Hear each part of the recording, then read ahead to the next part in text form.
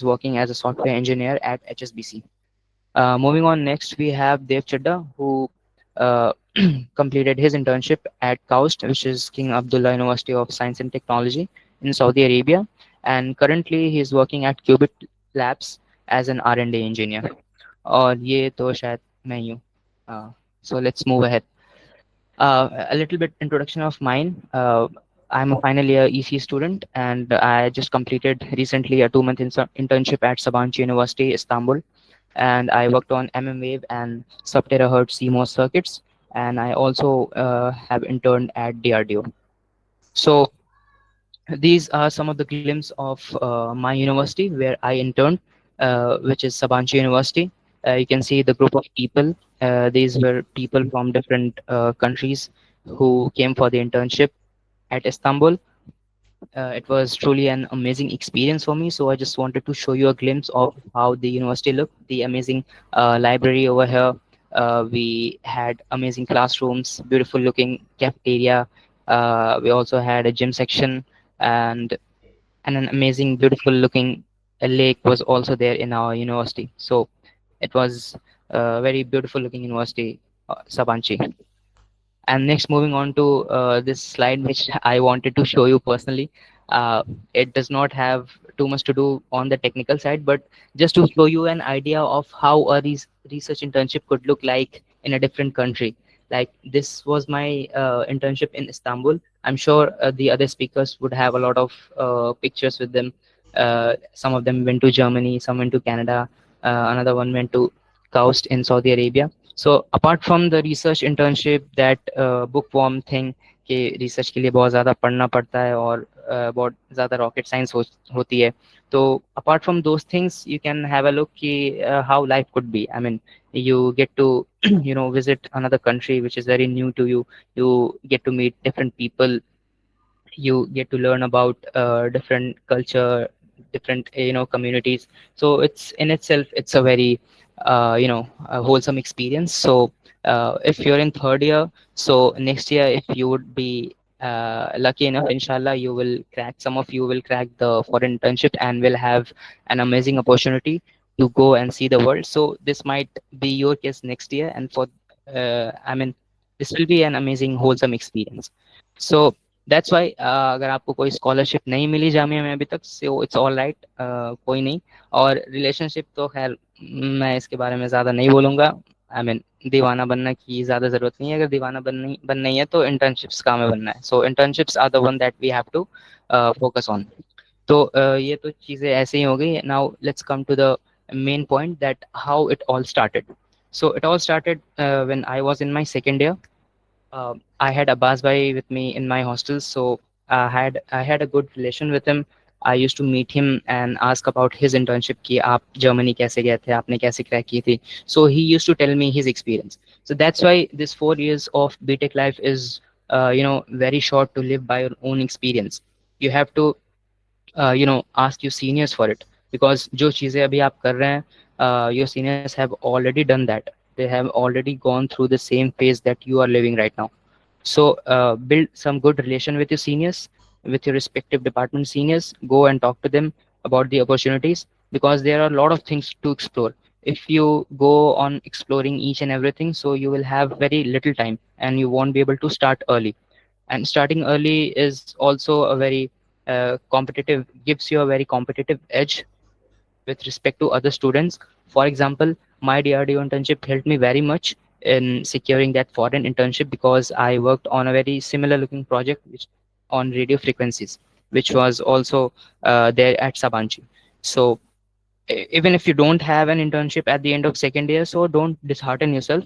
uh, of course बहुत से लोग होते हैं जिनकी already कोई internship नहीं होती है, but they still manage to get a foreign internship. But a research experience, prior research experience is favored. So to talk about all of these things, I would like to call Abbas Bhai, but before calling him out, I want to take a moment and thank him that whatever we are doing today, it's all possible because of Abbas Bhai. It was him that we made this group. Actually, he made this research group. He gathered all the people who had done already their foreign internships and are doing MS and PhD from abroad. he gathered all them. He made a WhatsApp group, and he said that we have to help the students of Jamia because there's no particular society oriented towards research. So since we have already have done internships outside India and we already have experience, so we should come together and help the students of Jamia. So it was already all Abbas bhai's idea, and hats off to him. Like even after uh, Jamia से 2 साल निकलने के बाद, it's been 2 years he has left Jamia, but I don't think so Jamia has left him. That's why he is so courageous and so enthusiastic to help juniors, me and you guys from first, second, and third year. So we should really respect their time because he is already doing MS in Germany itself, and other speakers like Kashif Bhai, he is also working in the MNC HSBC, and they buy it's. I'm so sorry we had to arrange it on 19 today because it's Diwali.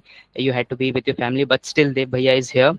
He's ready to guide us. So we should really respect their time. That these seniors, even after they have left Jamia, they are here to guide us, and we should really get the maximum out of this session. So whatever questions you have, I would urge you to please write it down, and there will be a Q&A session at the end of this session.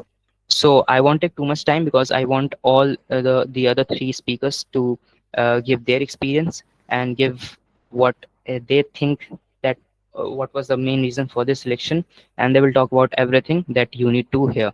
So please welcome Abbas bhai. Thank you so much, Zed. That was like so difficult to follow. Thank you so much for your kind words, and thank you so much for giving such a kind introduction for everyone here involved. Actually, Zed, I would actually share my screen right now because I want to, do the slides myself. And but yeah, hello everyone, and thank you everyone for joining us on a Sunday evening. I know everyone has their own uh, they had their own stuff to do. There's Diwali today as well, so happy Diwali. It's Diwali season, so yeah, I'm hoping that you guys will get something good out of this. That it would be worth it to spend your Sunday evening on a research session. So just to like shift the gears a bit to like give a bit more of a perspective, because there might be people here in their first year, the second year of engineering, who might be skeptical of why should you even get into research. So these are some of my opinions. There are many reasons to get into research, and I just want to like kind of distill them down into some broad reasons why some people get into research. Just to confirm, my screen is visible. No, Abbas bhai, it's not I guess visible. Okay. The contents are not visible. Maybe you can It's visible. Is it Yeah. is, is it visible now? Yeah. okay. Okay, it is visible. Yeah, Okay, so it maybe is visible. there might have been a network issue on your end. So And so there are some pragmatic reasons why some people might get into research. One of them might be like a very selfish reason, but a good reason, I would say, perhaps, that you want to travel the world while getting paid. And I would say, honestly, this was also one of the reasons, like not the main reasons, that why I got into research, or when I started my bachelor's in Jamia, that I was kind of sure that I wanted to leave India, not for good, but like at least get some international exposure. And I felt like what are the best ways for me to go outside of India during my education or after my bachelor's education. Research seemed like a very tempting option. So this might be a very good pragmatic reason why you might want to get into research.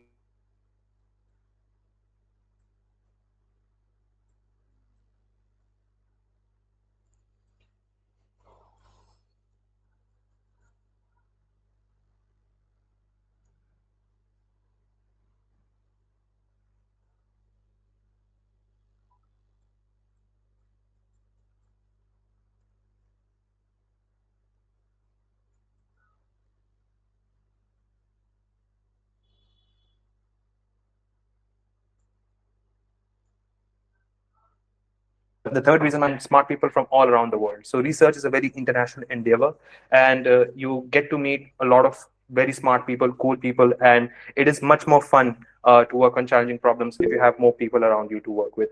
And a fourth reason might be that you want to have more autonomy over what you want to work on. Basically, because if you go into a corporate job, at least from my impression, depending on what kind of corporate job you get into, you don't have a lot of autonomy or say on what kind of problems you want to work on. But as far as research goes, you essentially have a lot of autonomy on what areas you want to work on, what research problems you want to work on. So if you are a person that likes freedom in what they want to work on, research is probably much more suited to you compared to, let's say, going down a standard corporate path. So these are some of the pragmatic reasons. There are some grand reasons as well why someone might get into research. You might be one of those people who want to be known in the history books as the next Einstein or Newton of the 21st century. So here's a list of all the people in the past, or not all the people, but a very non-exhaustive list of people who have done great contributions to science. I just want to point out people like we know about Aryabhatta, we know Aristotle, but there are some of these two names in between, like Al-Khwarizmi. The name algorithm comes from him. He was an Arab mathematician, polymath, so to speak, in ninth century and 8th century. There was Ibn al-Haytham.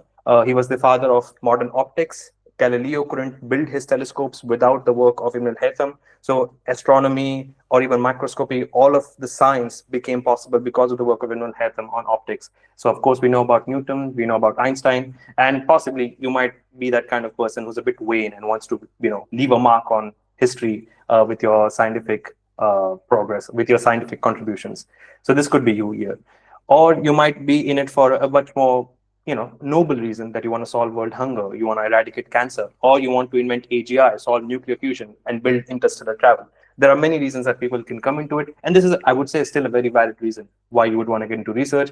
You envision building a better future for humanity, and it's if you are that kind of person who wants to build a better future, you should probably also consider research. So these were some reasons of why people can get into research. If any of these resonated with you, I would say you should probably try out this path during your bachelor's.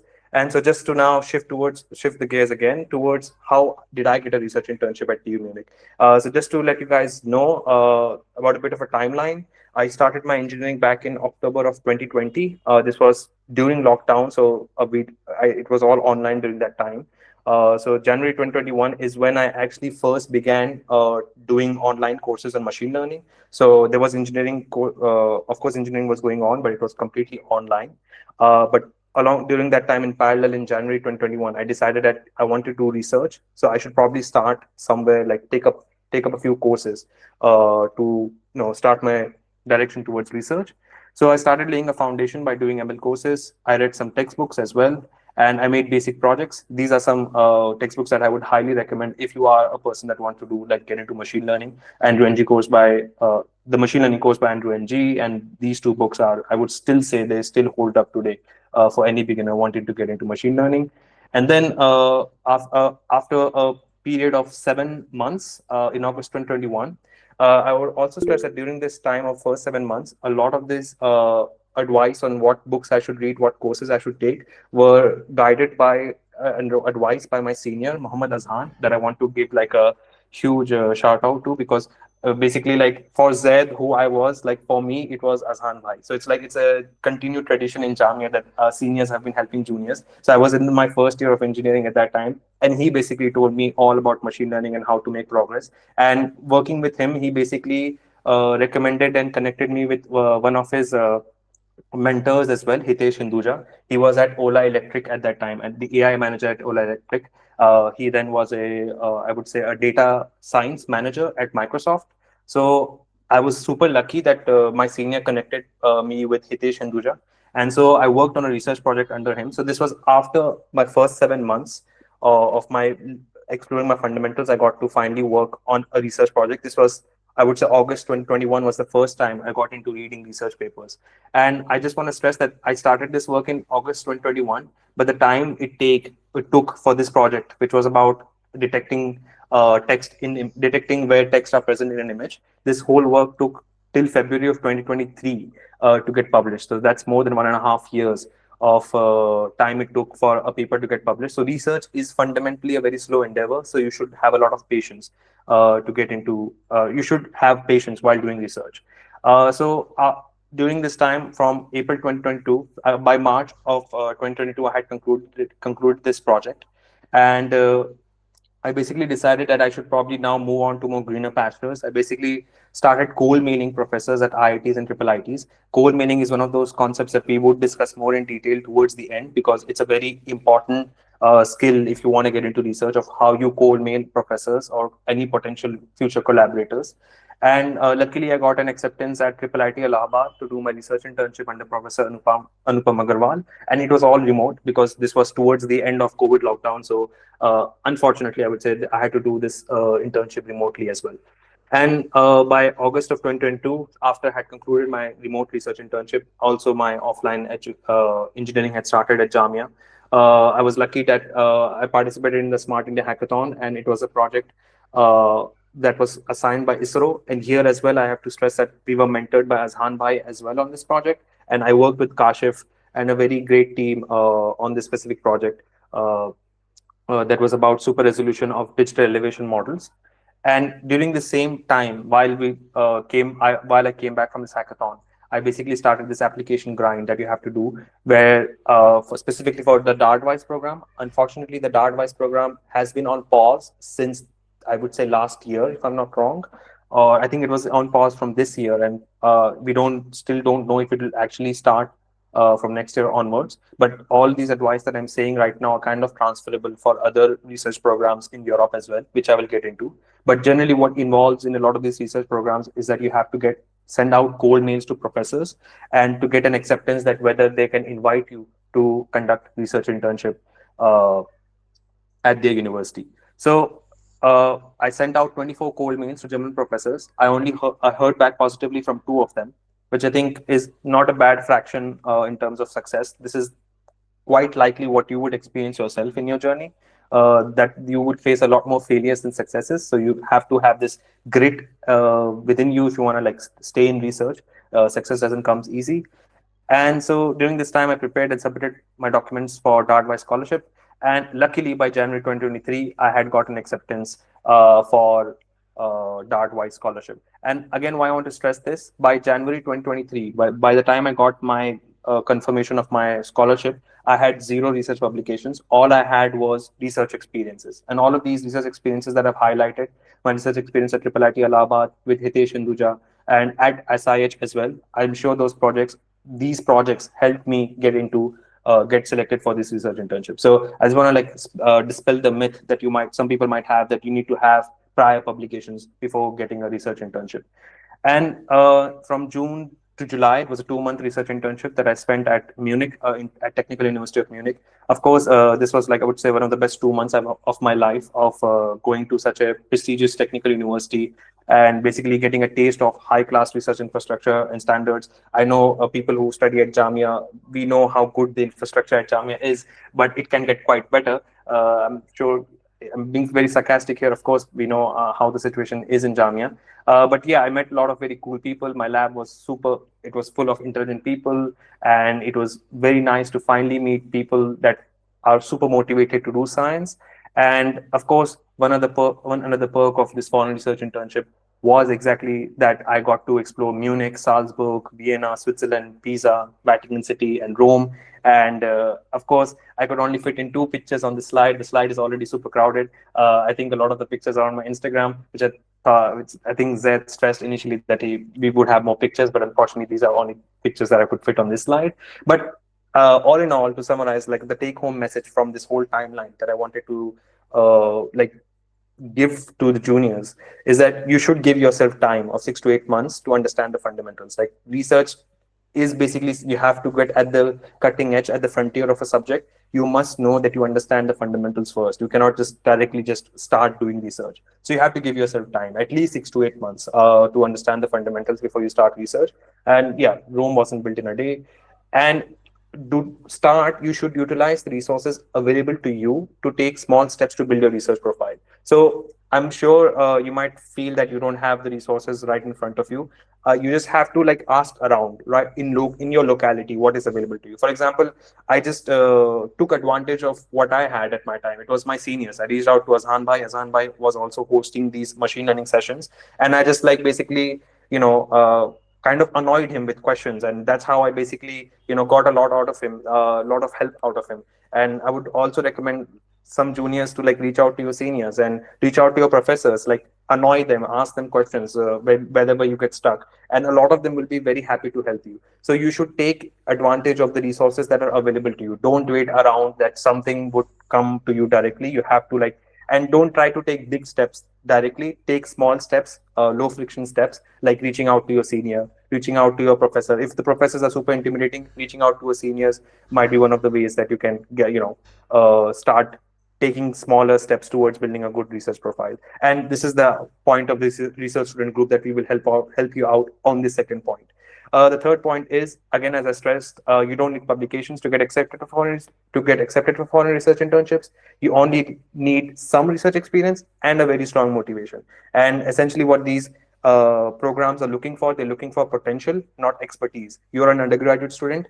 Nobody expects you to be an expert on anything. You cannot be an expert on anything. If you think you can be, you should quickly, remove that idea from your mind. What they are looking for is potential and motivation, that you would eventually become a good scientist. So that is what they're looking for, and that is what you should be preparing for. It's okay to feel lost and unsure about what you're doing throughout this whole process. I was confused about what I was doing as well, but it did work out in the end. You must give it a try regardless. I know there are lots of self doubts. People think maybe I'm not smart enough, maybe I won't have time enough, or I'm seeing already some questions are popping up in the chat. But you should have faith. You should give it a try and see. It might work out in the end.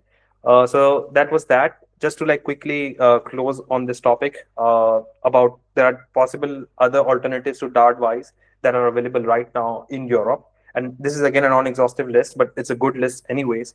So there's a Charpak summer training scholarship in France, which follows a very similar procedure to Dart, that you have to get an invitation letter from a French lab slash institution to do your research internship during summer. The application windows haven't opened yet, but they will open in November, and the deadline is going to be end of January 2026. There's this Think Swiss Research Scholarship, which again follows a similar like pattern as Dartwise, that you have to get an invitation letter, and the application window is currently open, and the deadline is end of January 2026. And there's a summer at EPFL, which doesn't require you to get an invitation letter, but only you just have to directly apply to the portal. It is still closed right now. It will open. I think the application will open in a few weeks before the deadline. So probably mid-November, the applications will open. And there's the ETH Student Summer Research Fellowships, which follows a very similar process. You would see that Switzerland has a lot of these programs that you can try out. There's the ISTA Summer Fellowship in Austria, which again follows a very similar process. There's a program in Finland, and there's a program in Switzerland at CERN. And so again, this is a non-exhaustive list, and I would be super happy to help anyone who's applying to these programs. All of these programs deadlines are not missed yet. So if you are in, and most of these programs are for third year of engineering. And so if you are in third year and you need help specifically to these programs, like, you can reach out to me at any point. So yeah, that was my part. I realize I might be rushing through these things a bit because we have a lot more ground to cover. So I now hand over to Mohammed Kashif, who will probably talk about the opportunities in North America and his experience in Canada through his MyTech scholarship. Thank you so much. Let me share my screen. Yep.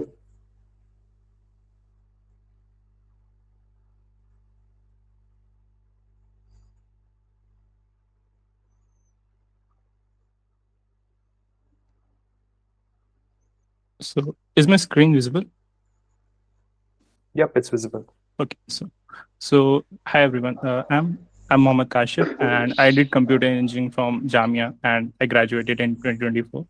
And I was a MyTech and Dartwise Scholar 2023, and I took SIH hackathon 2 times in 2002 and 2023. And let's move on to my journey, how I got a research internship, and how I am planning to pursue my MS. So the timeline for me was quite different, and for you it could be different, since for everyone there's a different journey to a different plan. So this is my journey. You can get inspired, and you can get some idea how I got those opportunity. So yeah, during my first semester and second semester, I was like any other fresher. I was exploring new aspects. I explored everything like web development, Android development, and then I came to machine learning. And then I thought this was very much mm, related to the JEE math that I did. So it was something of mathematical form. So I started learning machine learning. Uh, then by the start of the third semester, I s- I connected with a research faculty in finance department. So I was new to research and I did not have much experience in researching. So at that time, his problem statement was quite easy. A forecasting model he wanted. So it took me around 3 to 4 months to build a forecasting model because at that time I was a beginner.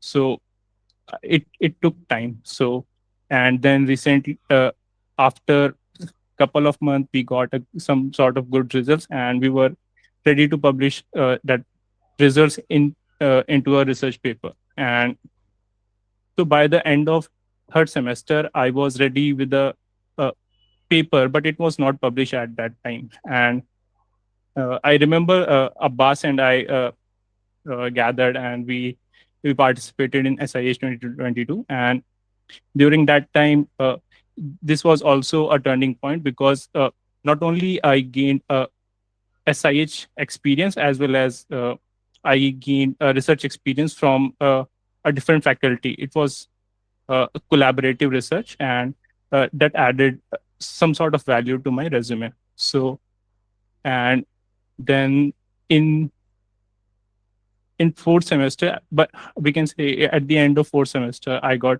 research internship at Triple IT Allahabad. For that, we used to mail a lot of professor, and we got internship from there.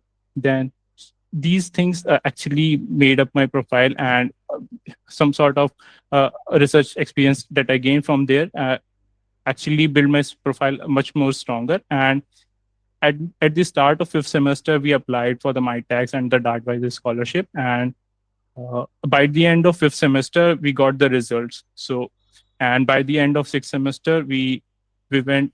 I went to the MyTech scholarship, and that was hosted in Toronto, Canada, at Toronto Metropolitan University. So uh, that project was based on computer vision, and I worked over there. And when I returned, it was almost seventh semester. So then I got placed, and I was relieved. Actually, I did not have any direct plan of doing MS, so I enjoyed my seventh and eighth semester. And currently, I'm working as a professional. I wanted to gain some sort of work experience before going for a MS or PhD. So currently, I'm in this phase of my life. I'm gaining professional work experience, and by fall 2026, I plan to do MS and PhD. I'll apply, and I'll go in fall 2026. And coming to research opportunity in North America, there are many. I have listed only three three of them on each slide, and uh, let's uh, see the first one. Basically, the research internship is basically based on the type of funding that a particular institute has. Either a professor has funding or the institute has funding. So if there is a research internship opportunity like these, the name one, so these are mostly funded by universities, so professor does not have to get involved in terms of selecting the student. He just have to shortlist those students who are good enough, and the funding is provided by the institute. So it's those opportunity, I would say, are relatively easier when the university provides funding. So these are the few ones, like summer research initiative at Arizona Institute, and WashU at Washington University, and SURF at Caltech. So these are the program where university provide funding for the research internship, and these are all visa sponsored opportunity which you can apply. Of course, there are many more. I've just mentioned three. Likewise, in Canada, these are the pictures that I took while I was there in Canada. And in Canada, there are a few more. I have mentioned three. And uh, one of the biggest research institute in Canada is Mila. It is situated in Quebec, and there are lots of professors who are affiliated to Mila. And uh, if you go to those professor website, it is written that they are affiliated to Mila, and you can just contact those professor, and if they have any openings, they'll just invite you. Either mostly they invite you on site, and the funding is provided by Mila. And similarly for the Vector Institute, they have a Vector Institute portal where you can just go and apply for the projects that are available. It is both on-site and remote. So I believe there is a better chance over there as well. It is a remote opportunity, and I believe uh, it would be easier in terms of visa aspect. But they also do on-site internship as well. The MyTax one that for which I went, it is currently on pause, but I believe it will be continued in future. It was fully funded scholarship, a 12-week scholar internship, and uh, this is based on uh, uh, university wise. So if a particular university is situated in British Columbia, you'll go in that particular university. So this is project-based university. There are around 300 plus project listed, and you need to apply to 7 projects. And if you are shortlisted and selected for the opportunity, you go to that particular university under a particular professor. So apart from that, there are many more opportunities that are not highlighted on the internet, but uh, if you go deeper on the professor website or the lab's website, you'll see many professor mentions that they have openings. Like I have just pasted 2 of the screenshot I was just looking at. So there are many more opportunity, and you just need to go to professor website. If you see they have any openings, sometimes they don't post any such openings, but they have openings. So you just need to mail them, and if there is an opening, he can invite you, or you can just do a remote internship as well. And potentially, if you are in contact with that professor for a long time, and if he feels that you are good enough for research, and he'll probably invite you for 100 ms. uh, he'll fund you the entire ms. You don't need to then worry about the fee or any sort of living expense while doing ms. And so coming out to Dev.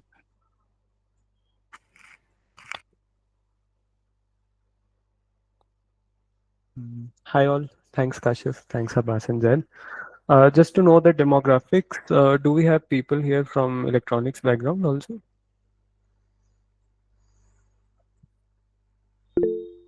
Oh, nice. Yes. So that's great. So I hope my screen is visible to all. Yes. Yeah.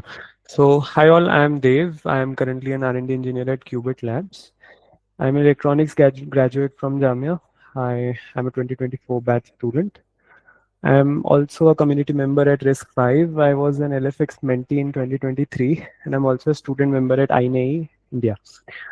These are my areas of interest. So if you guys have any alignments in these areas, I would love to connect with you all. So I'm supposed to discuss with you all about opportunities in the Middle East. I have had an opportunity to visit Kaust in my final year.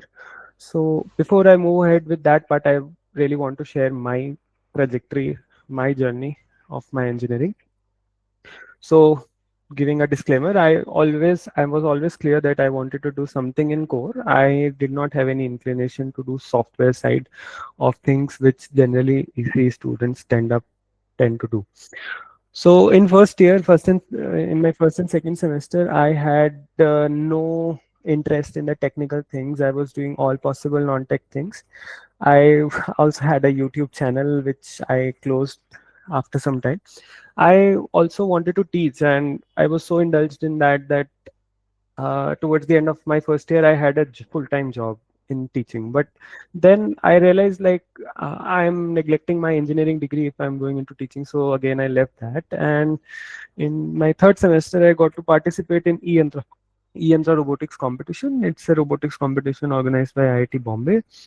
Here, it was my first time when I got introduced to FPGA and hardware software co-design, which plays a very key role in an electronics student's life.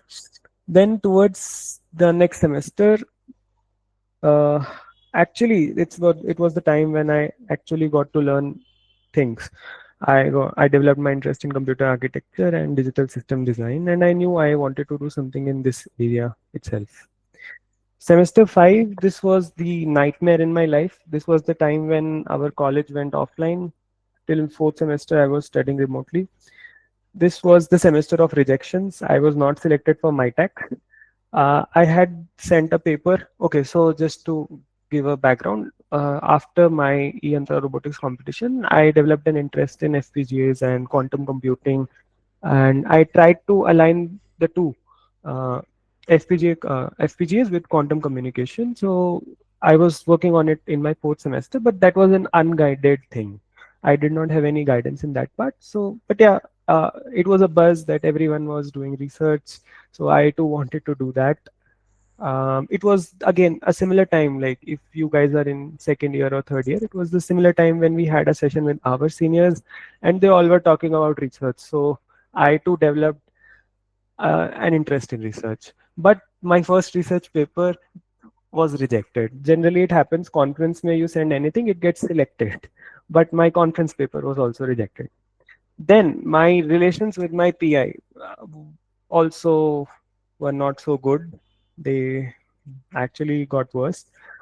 So things were very bad actually at that time. But then in semester 6, I came back to track.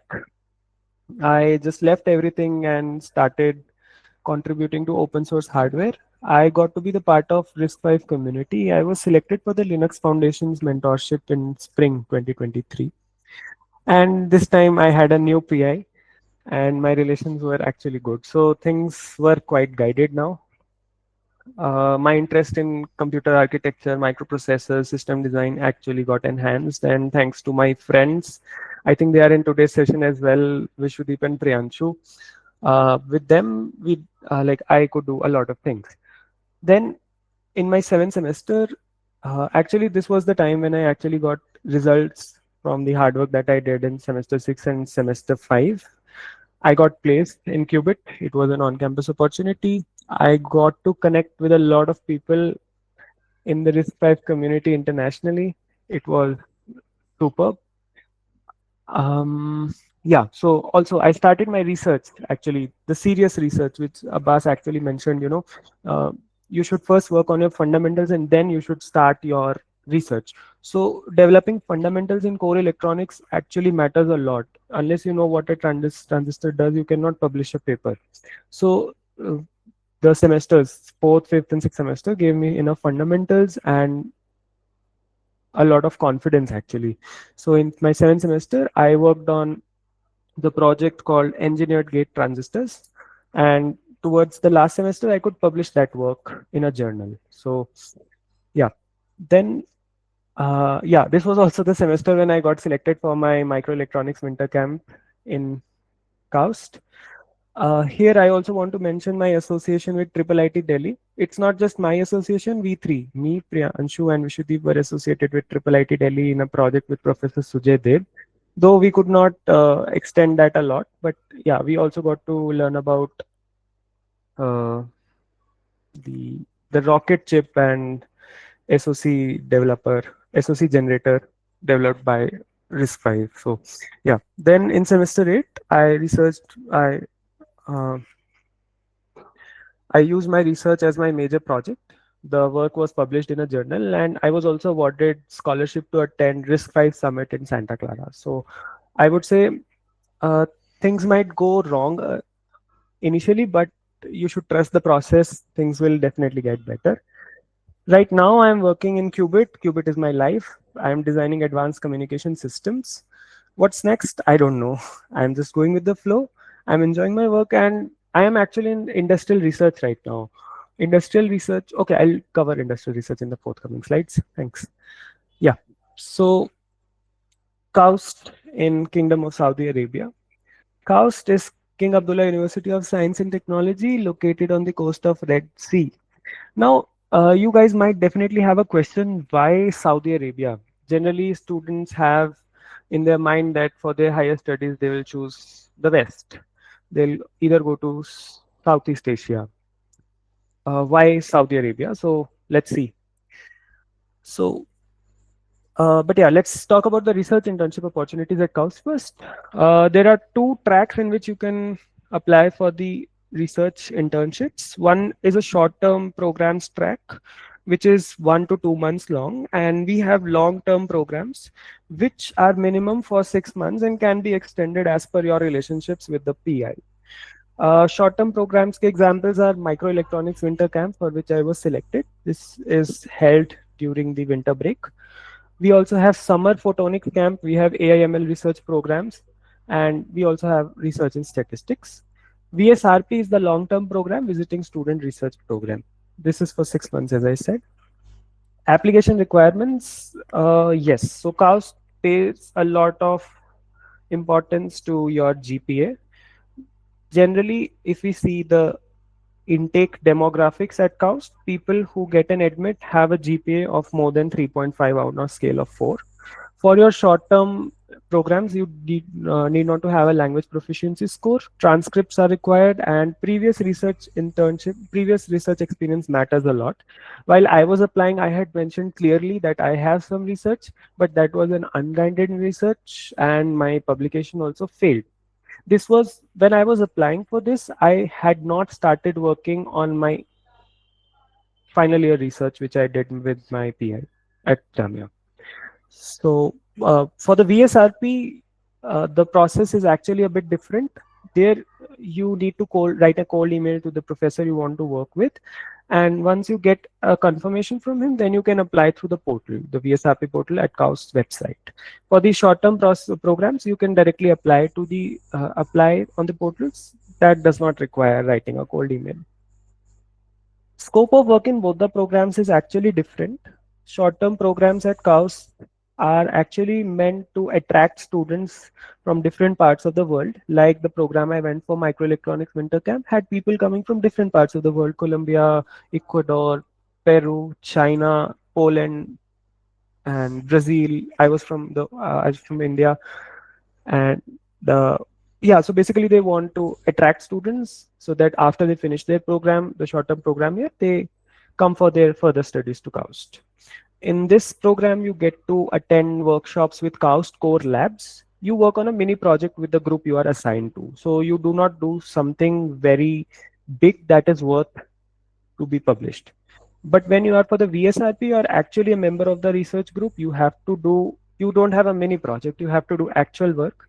And exposure to other research groups might be limited here, because if you are working, say, in nanoelectronics and fabrication, you might not be working with a system designer. So yeah, that limits your scope of work. Okay, so yes, I love KAUST. So why KAUST or why KSA? That's the question I started with. So KSA is no longer KSA. Things have actually changed. Things are different as we perceive. Like, I had a different perception of KSA. Like, I always thought it's a pilgrimage site, and it's an oil tank. Maybe, oil is getting extracted there, and their major source of revenue is oil. But it's not like that. Like, my perception has changed a lot after I went there. It's totally different. They are welcoming people. They are moving towards globalization. They want people to visit them. Oil might not be a reliable source of revenue in future. So I think that's the reason why they are moving towards this direction. They are very welcoming. Like, just to share an anecdote, I landed there, and there was a person waiting for me who was there to pick me from airport to the university. He was holding a board, "Welcome to KSA, Mr. Dev Chetta." So that was really welcoming of them. It was so nice. If you go to KAUST, it's an effortless life. You need not to do anything. You just need to, you just need to apply. Once you're selected, that's it. Your visa assistance, your travel, your to and fro transfers from airport, on-campus housing, you need not to worry about housing. The housing is fantabulous. It's a 5-star penthouse. So it's cool. Then you don't have any tuition to pay. Stipends are superb. Like, if you're a visiting student, you get 1,000 USD per month, and uh, there are no expenses. Just you just have to pay for your food. That's it. Nothing else. Infrastructure is amazing. Abbas rightly mentioned, infrastructure at Jamia is best, but I would say uh, infrastructure at KAUST is not as best as Jamia, but yeah, it's equally good. Then uh, The research facilities are superb. KAUST has its own clean room. In India, we have a clean room in IISc, which is of class 1000. KAUST had a class 100 clean room. So just to give an insight to the computer science friends, class 100 is like you have 100 like 100 particles in unit dimension in the environment. And if you talk about 1000, class 1000, it's like 1000 particles in the unit dimension. So 1000 is obviously the bad one. Uh, Campus life is superb. I have some pictures from the Kaust Core labs, which I got an opportunity to explore. This is from the clean room. This is the spin coating section where we laid our dices and we could put a layer of photoresist. This is the transistor that we actually fabricated. I was working in the clean room. I was working on fabricating a transistor over another transistor. This is called 3D stacking of transistors. This is actually me in the clean room. This is a 3D printer. KAUST has a core lab which has 3D printers all around. They have 3D printers to print objects in different materials. You can print in metals, you can print in I'm not sure of the technical terms there, but they have a lot of things. I'm sorry, I forgot them. This is a spectroscopy machine. It's an X-ray based thing in the clean room. This is the IC that we fabricated. This has a lot of MOSFETs. And this is a group picture from the camp I went for. We have people from Poland, China, Colombia, Mexico, a lot of them. So continuing, why KAUST or KSA? Okay, so yeah, study options at KAUST. You have a lot of options if you wish to study at KAUST, just apart from your internships. MS only track, MS PhD, only PhD, and Thai Masters program. Generally, it's not recommended for foreigners to apply for MS only programs. It has been reserved for the Saudi citizens, though there is no restriction on the website. So if you apply, you won't be selected. Thai Masters is my personal favorite. It's a flagship program. They have recently started it. It's a 16-month program. You do 10 months coursework at the campus, and for the 6 months, so TIE stands for Technology, Innovation, and Entrepreneurship. In this 16 months time frame, you have 10 months to do relevant coursework. The area you are interested in developing your startup, you can do the relevant coursework. You get to do coursework related to entrepreneurship. You have a lot of guest lectures, that all stuff. And then in the next 6 months, you get an opportunity to visit one of the global incubation centers. They have fixed three, I guess four. Three of them are China, UK, and US. So I have friends who have been to China. They are currently in China and they have incubated their startups. And this program is super cool. Super cool. Like, I would really recommend, if you have a little inclination towards entrepreneurship, you should definitely try this program, because there is always this stress for an entrepreneur of uh, you know funding himself, which will be sorted at cost. What are post study opportunities? So if you have done your PhD, you definitely have an option to continue there as a postdoc. Salaries are superb. Academic options are plenty in. Dev Bhaiya, I'm so sorry to interrupt, but I think the meet will be over in just under 1 minute or 2 minutes. So I would request everyone to please rejoin the meet. I'll share the link again in the WhatsApp group. You may continue, Dev Bhaiya. Okay, sure. So academic opportunities are plenty in Middle East. Like universities are opening their campuses in the Middle East. If you see, IIT Delhi has opened their Abu Dhabi campus. We have NYU in Abu Dhabi.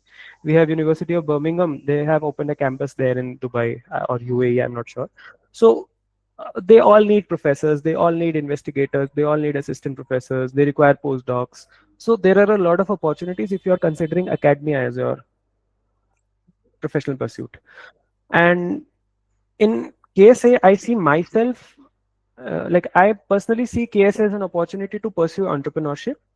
Why? Because they have this vision 2030, which they are currently running, and they are developing NEOM. You have a lot of opportunities. So not just restricting yourself to just academic research or just research, maybe entrepreneurship can be a golden opportunity in Saudi Arabia. I would definitely add this point here that exposure to established organizations might be limited in Saudi Arabia, because if you are doing your research and you expect to get a job opportunity in a top organization in Saudi Arabia, that might be a constraint. You might not get those industries which are there in the West. Let's talk about the verdict. I'm not an advocate of KSA. I might be sounding like that. Like I'm just talking about Kaust and KSA a lot. Actually, it's good place, but decision should be well weighted. It's not, Kaust is just Kaust. It's not Harvard, MIT, any UCs or ETH. So if you prefer the tag, you should not go for Kaust. The money is good, research is good.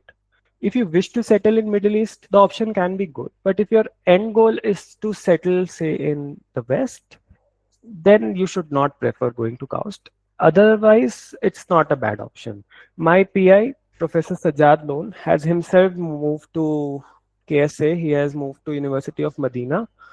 Uh, Maybe that gives me an inclination to KSA or Kaust. I don't know, but it's definitely a land of opportunities. So exploring KSA and Kaust is not a bad option.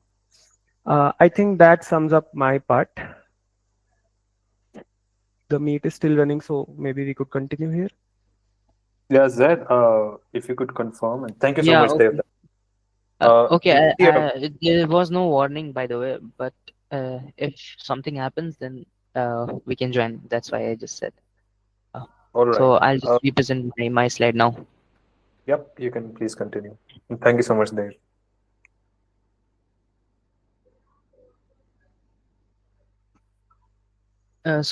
Moving on to the research opportunities in Asia, specifically talking about Turkey.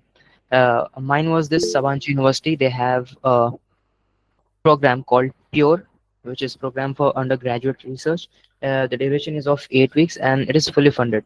As the speakers have already mentioned, that most of these uh, internships, foreign internships, are fully funded, so you don't need to be bothered about your expenses. It's all covered, and they also provide with some stipend, which in my case was 9,000 Turkish lira per month, and you have to apply it by mid-March. And I think I should make a point over here that those students who are in third year right now, they should go to COE really early and take their transcripts out, because it takes around 15 working days, which is around almost 1 month. So at my time, we generally, after the semester ends, after this winter season, we go to our home in December or January, and when we come back, then we get to know about these things. So that was my case. I also missed on many opportunities because I got to know uh, that they take around 1 month of giving you the transcript. So you should prepare it in advance. And moving on to the second university, this is actually the top three universities of Turkey, which is Koç University, and they also have a program of 8 weeks, which is also fully funded, and you have to apply it by also mid-March. So I have given the links. You can click on it and have a look at it. Don't worry, we will share all these slides and everything with you guys, so you don't need to like take screenshot or something. We will share it. And next, talking about Singapore, we have GCF, which is Global Connect Fellowship. It's a program run by NTU, Nanyang Technological University, and the duration is same, 8 weeks, fully funded. The stipend is around it's very handsome stipend, which is around 5,000 Singapore dollars per month, and you have to apply it by the end of September. So this year intake has gone, so maybe you could try next year.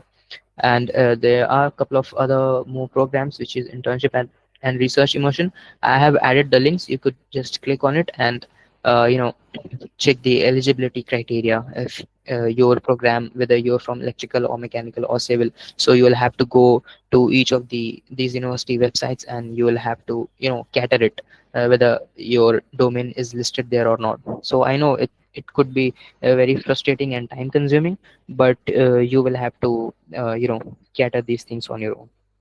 So moving on to the next, we have Taiwan. Taiwan has its IIPP, which is International Internship Pilot Program, which runs from 28 to up to 90 days, and you also again have to apply by the mid of September. And there's another very famous T program, which runs for 2 to 6 months, and the stipend is also quite handsome in this case, which is in the $15,000. uh, so you have to also apply by the mid of September, and you have to check for the deadline because in deep every program has a specific has different deadlines, so you again need to check on the website. So this was all the research internship opportunities in Asia I have listed. So that is it from my side. All right. Thank you so much, Zaid. I'll take over from here. And seems like we don't have an issue with the time limit right now. So let me share my screen. I hope my screen is visible. Yes. Yeah, it is. Thank you. So we're coming towards the end of the session. I hope this we've everyone has got something out of the sessions up till now. What I want to like connect towards the end is talk about some cold mailing principles, because a lot of the times I know some of these programs don't require cold mailing, but it's a skill that I think every good engineer, or even if you're in corporate life or you are in academic life, you need to have good principles of how you should send a cold mail. Just for basic definitions on what is a cold mail, is basically you sending out a mail to someone that you don't know, and it is cold because you've never had an interaction with them. It is just coming out of the blue, and it's a good skill to have of how do you sell yourself in such a scenario where that person does not know you. They don't really have a lot of reasons why should they read your mail, and so you have to be very careful on how you draft these mails. And it's a very powerful technique in basically growing your career. I know one of my classmates actually cold mailed one of the CEOs of a tech company, and uh, he got an interview and basically got a job essentially through this technique of cold mailing. A lot of my opportunities, both of my research internships after my second year and after my third year, that is my internship at IIT Allahabad and my internship at TU Munich, was because of cold mailing. So it's a very important skill that I think everyone should know. And so just to keep it general, I'm going to give some principles that I think are really important to follow. Uh, so one of the first is like narrowcast, don't blast.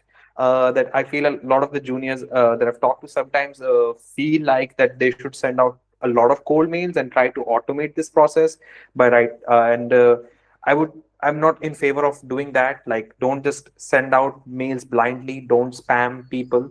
You should be very careful of who you're sending your mail out to, and make sure that the person you're sending the mail out to respect their time as well.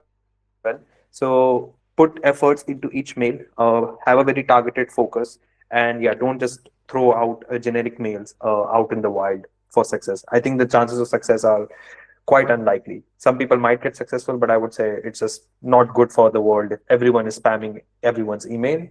Also, you should think from their perspective of why they should even spend time reading your mail. So you should think about uh, like drafting your first line of your mail should clearly make it important to them. Like, why is it even worth reading your email? Because that email is coming from a person that they don't know. So you have to think from their perspective on what will catch their attention, and try to have like a one clear ask in your cold mail. For example, if this is a research internship cold mail, either in the start or somewhere you can bold stuff in your email, mention specifically on what this mail is about. Obviously, have the subject very informative on what the mail is about. If you keep it vague, that the person has to look through the mail to figure out what are you even asking the person for, they'll just zone out and probably ignore your mail. Just like tons of mails that a lot of these professors or maybe big research collaborators that you're trying to reach out to get every day. So make it non-fungible. Like, basically make sure that you cite one of two of their items, that you kind of demonstrate that you're not just writing a generic mail, but you know what they've been doing. And so you should probably cite some of their work and how they connect to the subject of the email. Like, for example, if you're applying for a research internship, on why you are specifically interested in their research and what kind of project you want to work on. So make it non-fungible. It should be short and skimmable. Like, don't go above 200 words. I mean, 200 words is also a bit hitting it. Like 150, 100 words, as concisely you can convey what you want from the professor is probably more optimal. And include a CV. as a PDF. Don't include links. I've got this advice that if you include links explicitly in the email, sometimes because of these spam detectors might think that it's that if an email contains links, it might contain virus, and so to prevent your email by being classified as spam, don't explicitly include a link in your email. So just include, if you want to include a document, try to include a CV as a PDF. So timing also matters. For example, we all live in different time zones, and sometimes it is normal that professors read mails during either at the beginning of their day, or possibly during their lunchtime, or when they're ending the day. So you can probably think about times when you should be sending out your mail. There's a feature of schedule send in Google Mail, and almost every mailing service has a feature of scheduling your mail to send them at particular times based on the person's time zone. So you should probably, schedule it in the morning or during lunch during the lunch in the person's time zone that you are sending your mail to. Also, it is good to follow up. Like, don't like just send a mail and expect that they should reply within an hour, or maybe a few days they won't reply. It's totally okay. But it is okay to send them a reminder after 7 to 10 days, that just a gentle nudge, just to ask, if they are still interested. Maybe they got busy the first time you sent your mail, that they missed out on reading your mail. For example, my TU Munich research internship, I was able to get it because I sent up a follow-up mail. I didn't get a reply from my first mail, but after I think 2 weeks, I sent out a follow-up mail, and I finally got a reply. So it works. So you should follow up. Sometimes the professors get super busy, and they might be interested in replying to you, but they just miss that thing, just misses their mind. So it's a very important skill to follow up. And also lower the friction. Like, for example, if you're applying for research internship, like, mention to them, like, if I come for a research internship, I might have funding from like a Charpak program, or a Swiss National Fellowship program, or in the case it was used to be DART-wise program. So if you have your own scholarships, that basically reduces the burden on the professor to take you up. It always helps. And of course, this is the general principle. Like, if you're asking something from a person, make sure it's low friction, that you're not asking, for example, too much effort from them. If you ask too much effort from them, they might be like hesitant to help you out anyways. So realize that everyone is super busy. So lower the friction that they would have in helping you with whatever you are asking them for. And of course, it's needless to say, be human and ethical. Be confident, but don't like boast. Like, don't hype yourself up. You're all undergraduate students. I think I had a tendency myself as well sometimes to like go a bit over the top on the email. Like, be humble but confident, and please do not use just template generic copy pasting. I think these professors have basically a good intuition when they can realize that this is just a template copy paste generic email, and it basically turns them off. Like, they just wouldn't care, and it basically gives a very bad signal about you, that yeah, this person is not even putting in the effort to write to me. Why should I even put in the effort to reply to them? So please do not use template copy pasting. Be honest about your skills. Please do not lie. Be ethical. Just it's just a good thing to be a good person. Also, there are like specific links that I've shared here. I actually got into a lot of details of how should you cold mail, because I covered this in my DART session I did, I think, last year. And so it's on YouTube. There's a link, and we will share this PPT with you guys. Like, there's a lot of links in these Google slides that you can then access for specific research internship programs. I would highly recommend to go to this because I go into a lot more details about all of these points in that. And there are also some template instructions. Here you can find more links about how you can find templates of particular cold mails, and more principles that you can get into on this link here. And so, just to like wrap it up, like, I know that of course, getting a foreign research internship is hard. So it's not that if you want to do research, you must go abroad to do research. There are still extremely good opportunities in India. And actually, for example, if you are in second year right now, and you don't know what you want to do after your second year's like after your second year ends in the summer, it's probably the best time to like get a research internship under your belt within India itself, if you are planning to go for a foreign research internship. So before directly taking that jump going abroad, maybe it's good to like have like a remote internship under your belt.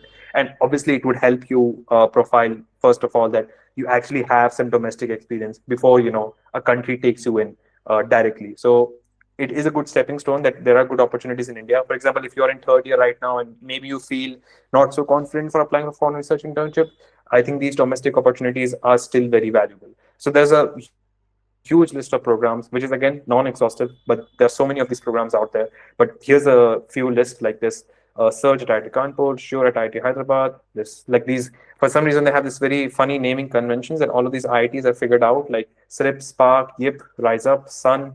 So this is like this whole list of programs at different IITs. Most of these are like kind of new IITs. So I would really recommend you open up these links and figure out, what are the requirements, because each of these programs are kind of peculiar in what they want from their applicants.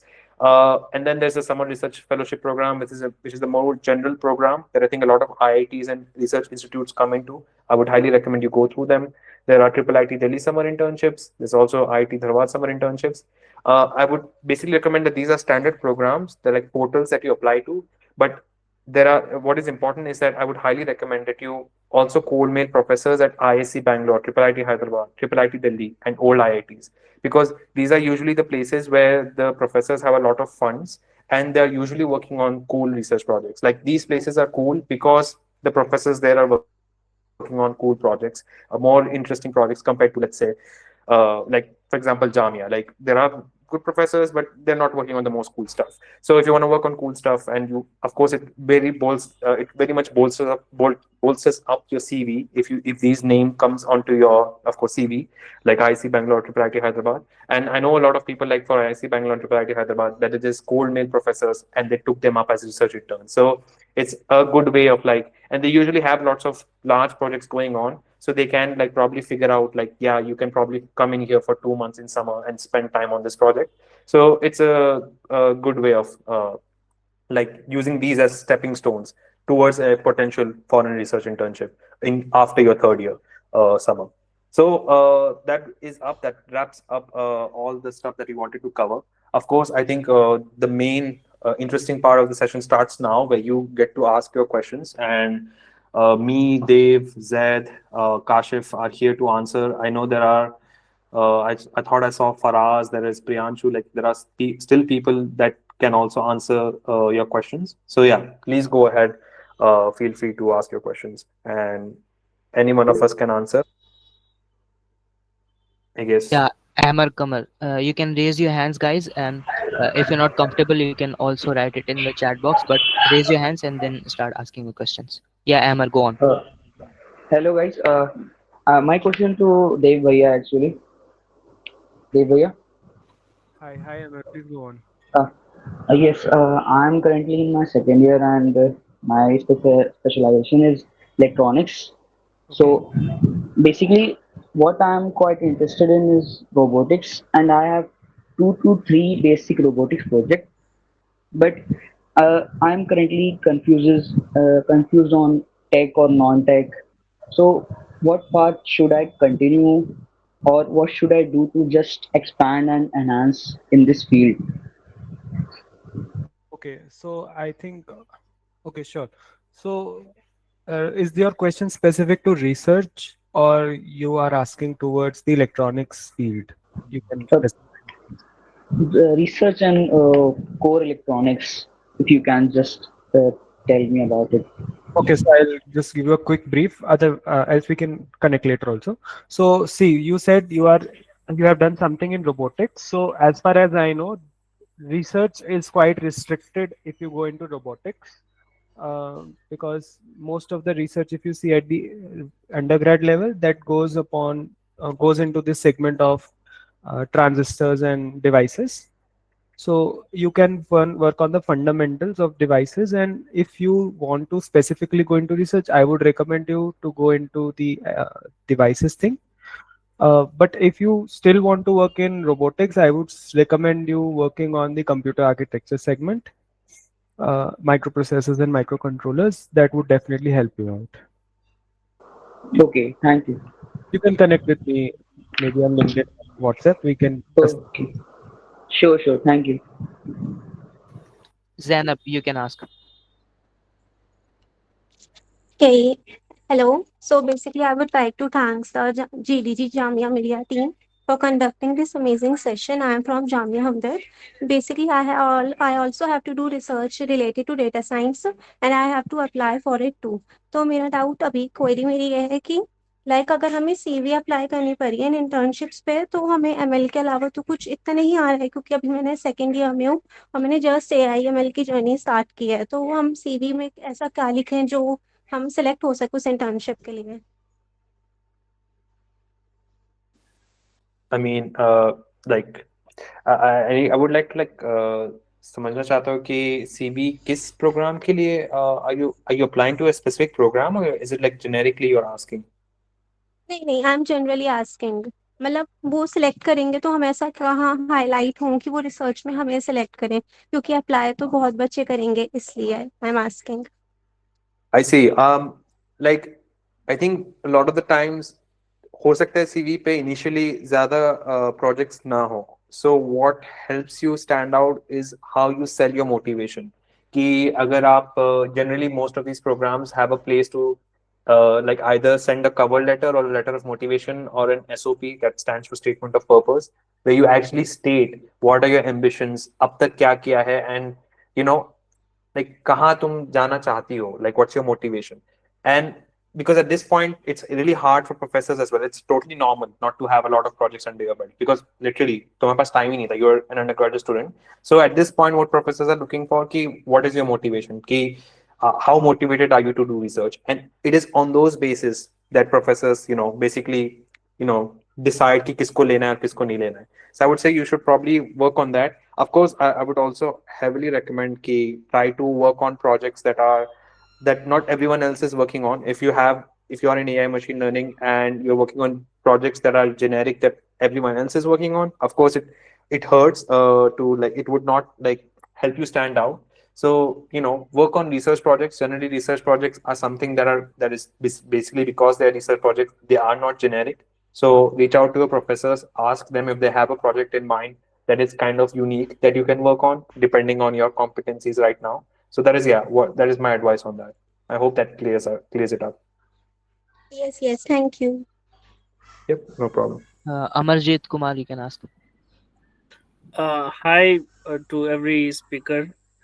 So my question is to each of you speaker that basically let me give a few detail about myself. My name is Amarjit and I had completed BSc from IGNOU. It's an open university. Hope you guys aware about Mhm. this. So Yep. yeah, so basically, I want to know. I need a guidance from you that how I can start my tech career, being a non tech degree holder, and at present I am doing a kind of internship at a company. It is an on SharePoint technology.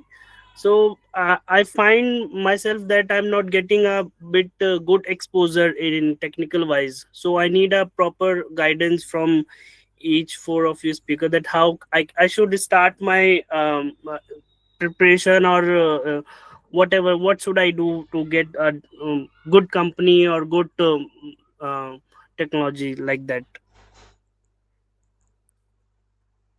I mean, of course, I have zero corporate experience, so I can't really comment on it. Kashif, if you have like something to say, or Kashif or Dev. Okay, so like Amarjit, what's your exact area of work right now? So basically I am a BSc degree holder and I am doing internship on SharePoint at a company. This that company is very small. It's having very small team as well. I realize that I'm not getting good exposure and technical growth as well. So I need some kind of guidance and some sort of how should I start my career so that I can get into a tech with a good um, company. Okay, so actually that goes beyond the scope of this discussion. Actually, that's a very open-ended question. Hmm. Maybe Kashif can handle that better because he is, as you mentioned, tech. So I think Kashif, please. I believe if you're targeting placement, if you've already graduated and you're targeting placement, then uh, at this point, it instead of uh, having a gap period in your resume, you can just join a startup with the internship, and Hmm. later on that you can convert that internship to a full time offer. Okay. Okay. Thanks. Thank you so much. Mohammed Faraz, you can ask. Yes, I would like to. Hello, everyone. I would like to know that I'm just pass out from MCA Jamia Millia Islamia. I would like to know about the internships in data science and data analytics in India, or the programs which currently hire student for data science projects. I would like to know about that. So I would say, because these are questions about specifically jobs, these are kind of veering out of the scope of the discussion. Like, I would say someone who's already working in data science would be better suited to answer these questions. So our guesses would be equally good as yours about these programs. So, but yeah, I hope we could have helped you. But I guess similarly goes for Amarjeet as well. Like, I hope we could have helped you with a better answer. But I think, of course, we are not experts on everything.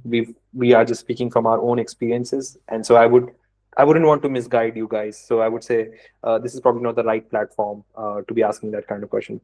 Sorry for us, but I hope like we can have questions that are more pertaining to how should you do research, and if you have about questions about research internships or further research studies or collaborations. Sorry to interrupt you.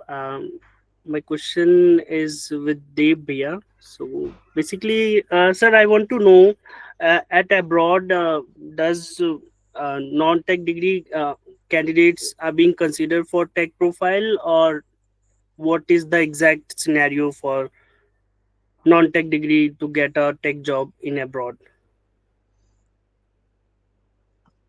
Again, um, like I don't have my like a personal experience at that part, but I'm not sure what to comment on that because like it's a generic question. Non-tech degrees definitely can apply for the tech roles if they have the right skill, but I cannot really comment because this thing might vary from country to country and even from organization to organization. So um, I'm really sorry, I can't help with that actually.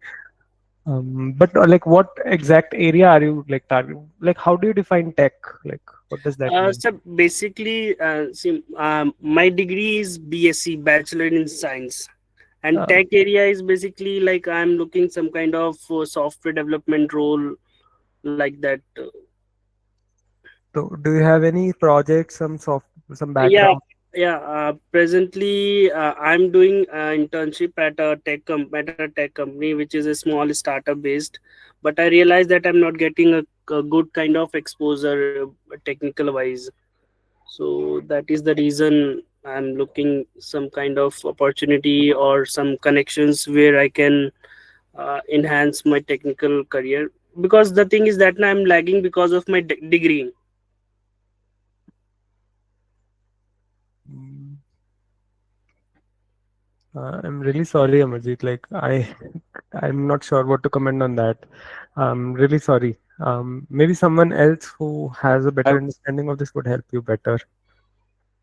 Yeah, I would similarly agree, Dave. I mean, I think we are also just recent graduates. Like, we really cannot answer questions out of our own expertise. And yeah, we don't want to misguide people at all if there are questions that are beyond our expertise. So please, can we have questions that are most pertaining to research? I'm super sorry, Amarjeet, that we couldn't help you with details. Can we have like more questions? So we have like more people that have raised their hands. So. I guess Ahmad, you've Yeah, already asked. Abbas bhai, but before the people who have raised their hand, some of them have already commented in the chat box. Adiba is there. She Uh, is from first semester one in electrical engineering, and she is asking about she is interested in tech and she wants to change her branch. Does it happen in Jamia? So how she should move ahead if she scores well in the first year? I don't think so. It happens in Jamia that you I change your think, branch.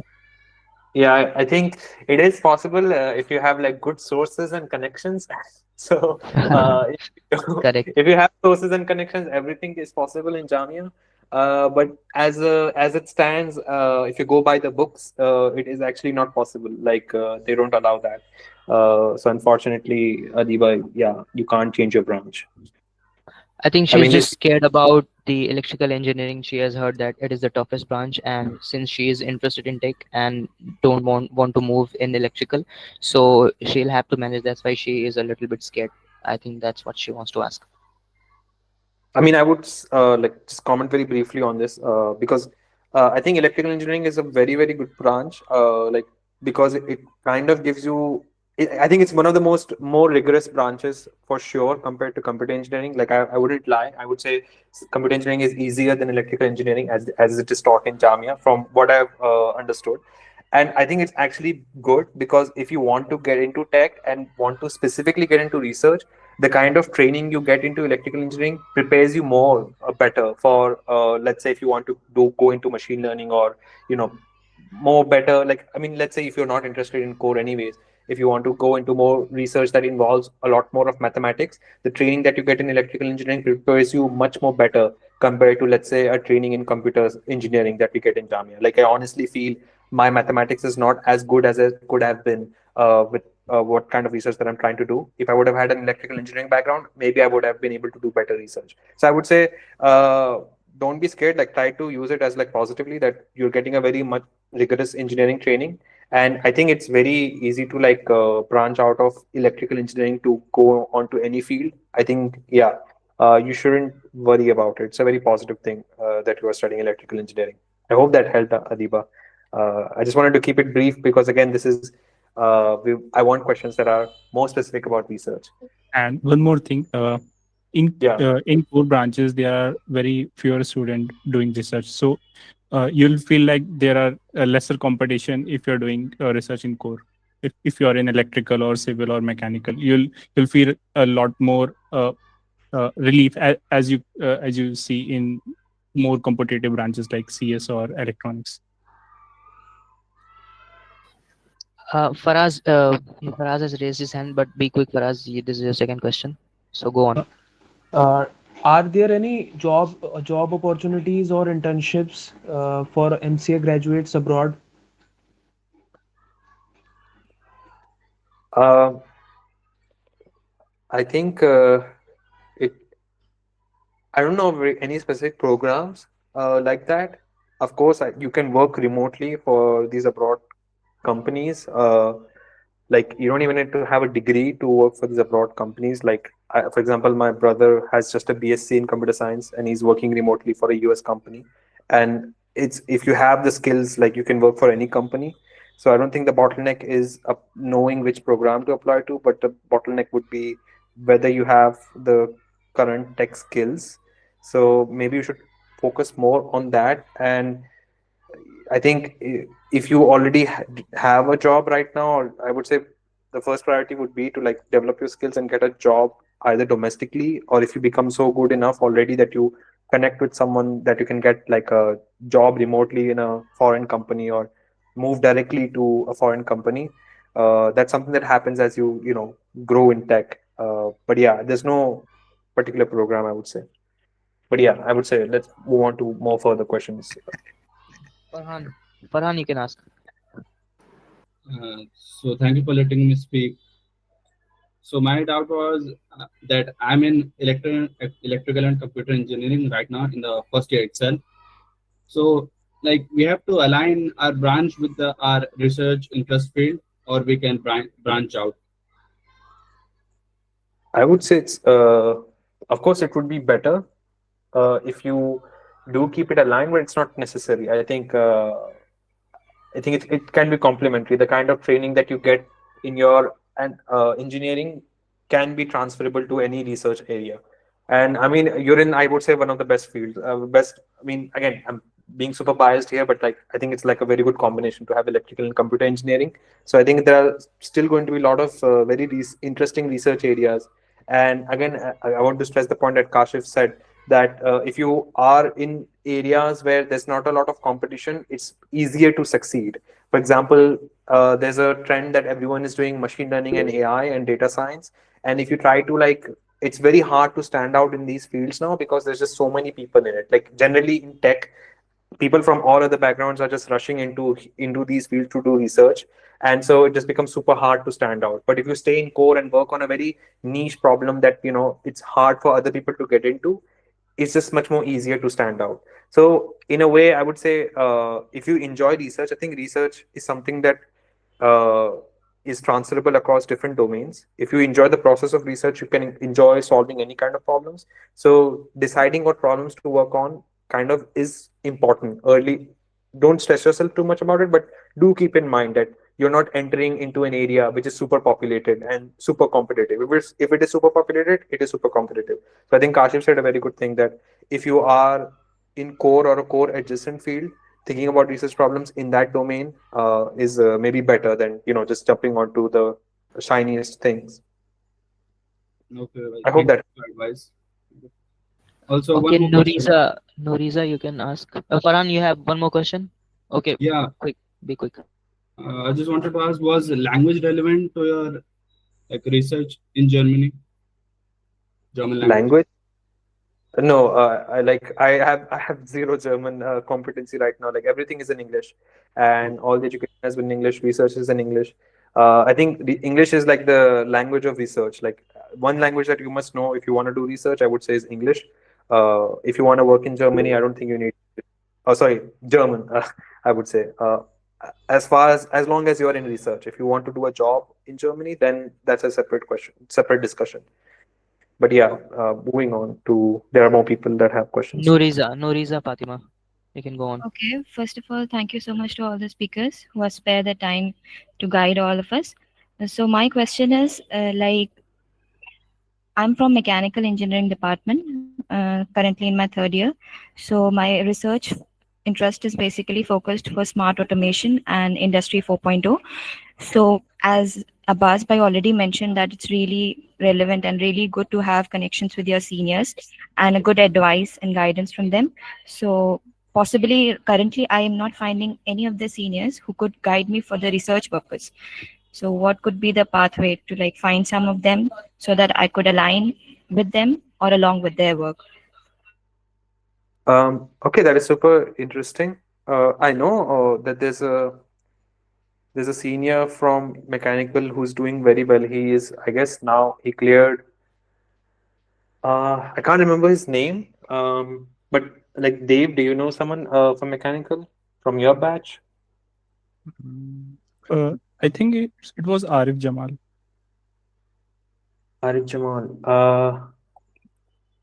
Yeah, but he's not specifically explicitly in research, right? Like he's doing a corporate startup. I think the name I'm looking for is there's a 2025 graduate. I think he just graduated this year, and he was in mechanical. And I'll have to search up his name. But yeah, I Minhaj think Arfin. yes, yes, exactly. Are you connected with him because he has done good research? Yeah, he's our senior. So basically, I'm not connected with him, but Like if I mean, I haven't personally interacted with him. I think there's Muhammad Amir. Maybe he's in your batch. Uh, that I talked with a while ago, and he told me about him that there's a Minhaj talent. Bhai is also currently pursuing like his field, his expertise in corporate sector. He has done research during his undergrad years, but currently he is in the corporate field. Yeah, I would say like you should probably join the group. I have like I know Hamza Bhai. He's in electronics, but he knows people in mechanical. That he's like 2022 graduate, so he's like 2 years senior than me. So there are some seniors that went for masters in US and North America and in Europe that he has connections with. So I would say join the group. I'll ask Hamza Bhai to add people from mechanical to connect you with those people. But yeah, this is like I think the right question. Like the whole point of this research student group was to basically solve this problem that you So can't find. basically, sorry to interrupt. So basically, Abbas, by which particular group I have to join for the more information that you're telling about? So yeah, I think it's a good question right now. I think Zed told me that there's a group that's been already made about this Yeah, particular set. are you not part of that group, Noriza, right now? No. Okay, so Junaid, how will we introduce new members to the group and the WhatsApp group? You can share the group invite link in the at least in the chat. Yeah. I'm out. Okay, so maybe Junaid, you can do it. Are you here? Yes, I will share that with the community WhatsApp community Okay, group. okay, Then you can okay. join from there. I guess it would be probably really good if you could share the link of the WhatsApp group or whichever group it is in the same one which we had the link for this meeting. Okay, fine, we'll do that. And also, Abbas bhai, we have some common questions in the chat box, as I can see that most of them are asking about they are in first year or second year, and they are confused between doing DSA or AIML or development. So, according to research, what they should focus on: DSA, development, or AIML thing. Wow. I mean, yeah, that's a tough question. Um, can I like maybe if someone could speak up particularly, or this is like everyone has, or like multiple people have asked the same question? Yeah, many people have asked. Like I can see two, three people have like they're confused what they should move ahead with. I mean, like DSA, you have to, as far as I know, that for DSA you have to continue practice it, and for cracking an internship, you should have a skill like development, be it development or be it AIML or something like that. So Hmm. DSA goes on; Okay. it never completes. I mean, So the thing is, if you so of course it's a I think DSA is like a very it's not a basic skill, but it's a skill that needs to be developed independently of any track you do. If you are in computer science, for example, I think uh, having a basic command of first of all, if you're in your first year, like trying to like learn programming languages at least for your first semester, like get a command over programming languages, get a command over basic data structures and algorithms. Like I would say what you can avoid is like doing CP, like competitive programming, and like doing code forces and stuff like that. That is okay if you don't do that. That's more like I think the effort to outcome ratio is quite bad. I mean, I don't like I've just noticed that the amount of effort that I have put in and the outcome that I've got is much better because I feel like a lot of people grinded a lot in CP and they didn't really get the outcome that they were looking for. So because again CP and data structures is also super crowded, it's very hard to stand out. Whereas in research, if you put comparatively lesser effort, again it's a lot of effort still, but compared to someone who's grinding CP, you might have a better chance of success. So I would say data structures you should do regardless. Like if you want to do lead code, you can do it. Like don't stress yourself out in your first year. Like I think uh, having a good understanding of array sorting, like stuff like that. If you know that, I think that is enough. Like if you don't know dynamic programming, it's okay. Like don't worry about it. Or if you don't know advanced graph algorithms, it's totally okay. But like you should know how to manipulate like arrays at least, like simple searching and sorting. If you know that, I think you shouldn't stress too much about things, and then you can start diving into AI machine learning. So before starting AI machine learning, get your programming fundamentals correct. Without that, it doesn't make sense to dive into AI machine learning. If you want to do web development, I think like knowing basic web development like HTML, CSS is enough. Like after that, like doing full stack, like people go and learn MongoDB and React. At least in my time, they used to do it. I don't know what's the stack today. It's okay if you don't go into those details. I hope this maybe gave a better clarity. I know it's a very still a vague answer. It would be nice if a person could articulate this. if Amar is here, he can take it. Like take this question up. Yeah, that would be interesting if Amber wants to answer. If Amber is here, Yeah, maybe he can answer this question. Like he has managed it both DS and Dev. he has. I don't know. Maybe he's not here. So okay, like it's a Yeah, broader question. Maybe yeah, I would say it's a very broad question. It deserves a whole like session of its own of how to start. I think we can get into that in more detail. But I think there are still more raised hands. Yeah, also there are some more people in the chat box who have already commented long ago. So I'll just wrap it up really quickly. And Nasir Yusuf is asking the new branches of GMI like data science, they lack accreditation. So will it be difficult for the students to get opportunities if they're from data science or other similar branches? So I don't think so. It will be an issue because you are regardless of whether you are in a regular course or the that self finance course, you are still a part of a student of Jamia, so you will be treated equally, I guess. Right, Abbas? Yeah, I would agree. Yeah, there's no distinction between you and the other students who are in regular course. You are still a part of Jamia, so there's no distinction. So there are more raised hands. For us, this is your third or fourth question, so please be quick. There are a lot of people we have to answer. Faraz, Faraz, you can Sorry, ask. sorry, I by mistake put the resent. Okay.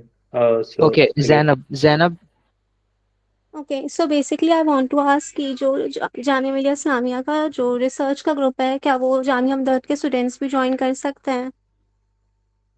I think I see no issue in that. You can join it. Okay ठीक है, तो आप link share कर दिएगा एक बार please. yeah, Junaid, I think okay. Junaid is doing that. Told That I will share WhatsApp. that with your okay videos. Thank you. Okay. Mohammed Rayyan, Rayyan is here. Hello, am I audible? Yep. Oh, so Abbas bhai, you told that you need someone to articulate the question regarding the DSA, web developments, and AIML. So Mm-hmm. basically, I'm a first year engineering student at JMI. So the basic question goes that there are numerous courses online, paid or unpaid. They are providing the guidance regarding DSA web development. Like as a first year student, what I did was I have purchased a course regarding DSA from Upna College, and I'm doing it right now. But Okay. I'm also enthusiastic in research field as well. I wanted to do AIML. So, like to get the idea how to do the research, how to reach out the professors, we must know some of the basic stuffs that are required. Like, can you like at your time, have you done any courses to get the guidance regarding like you did have your expertise under the triple IT lab professor? So, what's the roadmap? Is it fine to do DSA and web development? Like it's a 9 month course, and after that we proceed to research internships, AIML stuff and all things. Mm-hmm. So I think if you like, can you repeat the last part of your question? What did you say? Uh, the main motto of my question is after doing like placement regarding courses of DSA and web development, how should we proceed in the research field of AI ML? And could you suggest the numerous online sources on which we can rely? So, for example, I would say if you've already got your core development stuff already sorted, like you know how to code in Python, at least I would say if you want to get into AI machine learning, you have that sorted. There's one course, if you want one course that for as a recommendation is this course in the bottom left that you can see, Machine Learning by Andrew Ang. I really, really, really like this course. I always recommend it to someone who wants to start out in AI machine learning. Like it is mathematical. It's on Coursera. I think it is paid, but you can actually apply for scholarship if you. I think there are like fee waivers for people if you write down an application for it, and I think it is a course worth going through because I think it provides the best introduction, in my opinion, for machine learning. It has Python assignments as well. I think Kashif can obviously comment on this as well for a different perspective. But this is what I would say. Probably start from a course, get your fundamentals, and as I said, you should give yourself 6 to 8 months like to do this process. Like this, as you can see, it took me January 2021 to August 2021. That's like 7 months of just doing bare fundamentals before starting research. And during this time, like I was basically asking my seniors for help, like how should I proceed? I've done this. What should I do next? And my senior, I guess, was very like impressed or like liked my motivation that he connected me with Hitesh sir, that I can work with him on a research project. Or if you don't find someone like that, you can reach out to your professors, that they, like, for example, if you're in computer science, I don't know, you didn't specify which branch you were in, but if you which branch were you in? I'm in regular computer engineering branch. Okay, so in computer engineering, there are, like, I would say, three professors. I mean, so I guess there's Yusan sir, there's Sarfraz sir, there's Saif sir. Saif sir is no longer officially part of computer engineering, but of electrical engineering. But he does a lot of good research. I think, I don't know if Faraz is already in this group. Like, I think Saif sir has been instrumental in the success of many juniors in doing research. I think Faraz can maybe comment on this part as well, like how he started his first research project. Are you there, Faraz? जी अस्सलाम वालेकुम बस भाई yes मैं I mean, maybe if you want to comment on this question that Ryan asked. yeah sure uh Seth I would say is a very knowledgeable person if you are really interested in the research sorry which branch you were in oh sorry you said computer engineering I think you can just go to him and ask him and just say to him that you are very interested in research. He probably have a lot of unfinished research assignments with him, like always. So he will probably assign some work to you and just stick with the task and deadlines, whatever he assigns to you. He is very serious about committing to work and the deadlines. So you should meet his expectations. And I think if you can show him that you are interested, then you can get a good grasp on research work and you will see a significant improvement in your research skills as well. Okay, thank you. I think Faraz has more questions again. I guess Muhammad Ashra is asking about how do you make balance between your ongoing research and proposing your own topic or idea while applying for foreign internships? Like how do you make the balance? Hmm. Kashif, do you want to answer this? Mm, I think you can go ahead. Okay. I'm trying to, like, figure out what do you mean specifically. Like, let's say you're trying to cold mail a professor for a particular project. I think he's asking about if he is already doing some kind of research on his own, like, and if he's reaching out to a professor for an international internship, so how he should make the balance. I think you should look for if he is doing the exact same thing.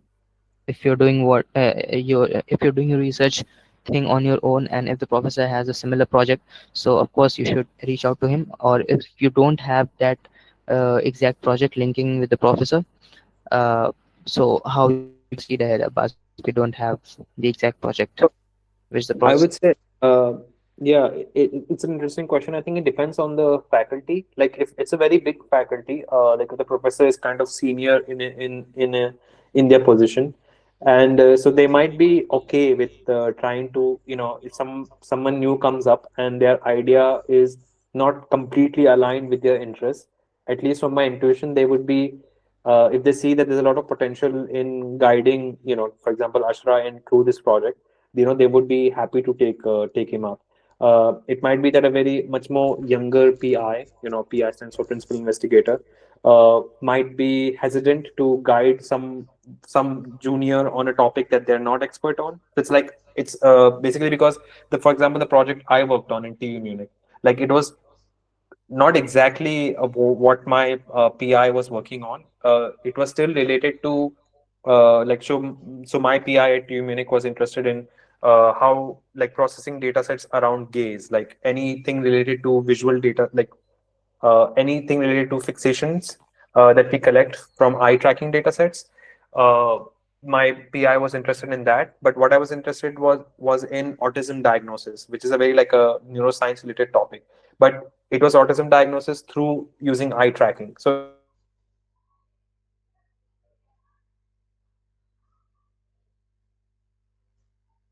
was very different area, but she still took me up. And so I think it could be because, like, she was a full professor. She's been, like, she was a bit senior. taking me up and assigning a PhD student that I work with. And so usually in these big labs, they have like lots of PhD students. For example, even during my research internship at TU Munich, I was not directly working with the professor, but I was working with a PhD student under that professor. So this is usually what would happen if you're an undergraduate trying to get into these labs.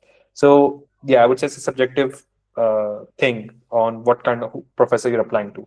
If you're like completely suggesting a whole different field, if it's a professor of biology and you're trying to say, I want to do quantum physics with you, I mean, of course, it won't work. So there's a reasonable choice of adjacency of the project that you're proposing with the expertise of the professor. I hope that answers it.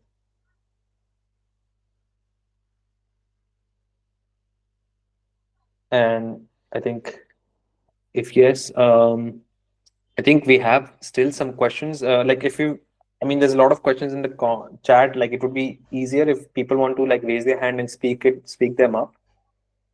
I think I've seen like Dave answer questions already in the chat. If there are no longer questions, maybe we can conclude the session at this point. Pasbhai, I Oh, have one question. yes, go ahead. Does low CGPA matters in the job or internship? Like the because I have a 6.71 CGPA Okay. in my MCA, so that will impact in my future job. So as far as like I think my understanding is in corporate jobs, I don't think it would matter. Uh, I might be wrong about this, but Yeah, in corporate, they don't see your CGPA. At least if you don't have backlogs, they test your skills basically. yeah. Okay, thanks. Someone is asking about the roadmap roadmap for the research internship. So I think I can take up on this question that if you're in your first year, you can work on your CGPA because CGPA is the very first thing that the professor would see. If you're applying to any project under professor, first they will the first thing that they will take a look is at your CGPA if you have a command on your subjects, and second they will look for the prior research experience if you have. So even if you don't have any internship, you can go to the professors in your respective departments in Jamia, and you can work on some small projects. It doesn't matter if you're in second or third year. You can just go to the professor and tell them that I'm a complete beginner, so please give me some beginner-friendly projects so that you could have a prior research experience that you can write it in your CV or resume that I already have worked with the professor. So that will show you're already prior research experience, which would help you in getting that foreign internship. And then when you reach your at the end of your second year, try to grab a research internship in India. Like Abbas Bhai has shared the list of all those IITs or even NITs. They all have amazing programs for research internships for 2 or 3 months. So you can maybe uh, reach out to professors of IITs and NITs. And then when you are done with this thing in your second year, you from the third year onwards, you can start applying for foreign internships. So that should be an ideal roadmap. If anyone wants to add some more points to it, they're welcome. I would say the questions of roadmap is an ever evolving like answer to it. Like there's no right roadmap, but yeah, I think Zed covered like the broad principles that would lead to success. It might be that you follow it and you might not, but I think that's the thing. It's a journey that you make it yourself. I think you should basically like follow these general principles that we've shared today. Like also what Zed also neatly summarized in his roadmap. But yeah, I think you should make good local optimal steps. Like basically, I think it's a tendency that we will only put in effort if we lay out a timeline till we die or something. Like I know I used to do this as well. Like I need a roadmap before I start putting in effort, but it's usually a like a procrastination technique. What you should be looking at is where am I right now and what is the best thing that I can do locally. So I would say it might be better to think in that perspective. And of course, everyone is at a different pace. So that's why like answering generically for a roadmap becomes very difficult because someone might have already like if they had a good like let's say computer science education in their college or in their high school. So telling them to like spend a whole semester doing programming is kind of not the right advice, because that is what the advice that I got from my seniors, like just go and do programming for one semester. I did not follow it. I just started machine learning for my first semester because, well, I had already C++, Python in my 11th and 12th. So it's like a everyone has very different background, so the roadmap is very much specific to your background. But yeah, it's a separate discussion. I guess there's Atika that has a question. Yeah, I had a doubt like before applying to foreign internships, you said that it's better we get domestic exposure, be it remote or anything. So, like one of you had a internship with DRDO, and I've seen people who get internships with DRDO has a better chance at the foreign internships. So, is there anything like how do we get these internships with DRDO and government facilities as such? Zaid, you can probably answer this question Yeah, I better. can answer this question. For DRDO offer is, so if you have someone known, it's really better, because to be very honest, मेरा जो है वो referral से हुआ था. I was not very, मैंने अलग से कोई अप्लाई वगैरह नहीं किया था. I had a known one, but of course, if you don't know anyone, you can still reach out to your professor. They have some contacts. Professor have contacts both uh, in the corporate as well as in the academia. If you're a good student and you have done some work under him, they can always refer you somewhere. So, of course, you can apply through the portal as well. But it's better that if you build a relationship with the professors, so they could refer you somewhere. So that's what I'm asking. What I'm saying, that you might go to your professor if you're not getting any internship anywhere, and if you're worried about doing some research. So it's better to approach your professors of your college. You go to them and tell them that I want to work on some specific projects. Of course, as being in second year and third year, you don't have a lot of idea on what project specifically you have to work upon. So ask the professor that this is my interest and this is the particular thing that I like the most. So tell me how can I proceed ahead with this thing ahead. And also I am planning to do a research internship. So please guide me according to it. So that's how you should approach. And of course there are some openings in IITs and NITs. There every year they post internship opportunities. So you can also try them out. Sure, thank you.